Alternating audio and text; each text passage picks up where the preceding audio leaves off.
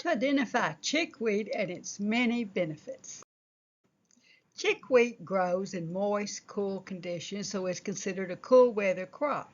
It likes rich, moist, cultivated soil.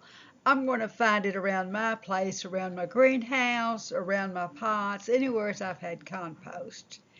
It's going to be available late winter, early spring, just depending on your weather. The chickweed around me will take a light freeze, and even though it forms a mat, it is made up of these long runners.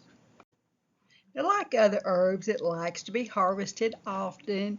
Keep it cut back, and that way it'll branch out and become more dense. Now, one way of identifying chickweed, it has these fine hairs growing on one side of the stem. And you can see from this penny about how big the leaves are.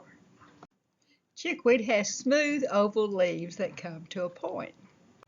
When you find the flowers in bloom, they have 5 petals, but because they're divided, sometimes they look like it's 10 petals. Chickweed is not only a great natural remedy, but it's also a great nutritious plant. It's high in vitamins and minerals, calcium, phosphorus, magnesium, potassium, vitamin C. Helps the body absorb nutrients better. Helps the body regulate blood sugar, supports a healthy microbiome, modulates inflammation. It's a slight diuretic, reportedly used for weight loss, and according to Matthew Wood from the Earthwise Herbal, a complete guide to old world medical plants, regulates water levels and drives off dampness and fats, stimulates both sides of metabolism, building and breaking down fats through the liver and the endocrine system. Now, chickweed is best used fresh. Add it to your salads. Add it as greens to your smoothies. Stir-fry it. Make pesto and spreads. Top your tacos, tostadas, and sandwiches. Infuse it in vinegar. Vinegar is best for extracting minerals from all herbs. Now, I will leave a link in my video to homemade cooking in Texas for this delicious chickweed tostada. Healing with chickweed. Chickweed is famous as being cool and moistening. Conditions that are hot and irritated. Skin conditions such as redness, irritation, and itchiness. Eczema, boils, insect stings, and bites. Wounds, blisters, and scrapes. Famous for being used on benign cysts. And you would use it topically with poultices and salves.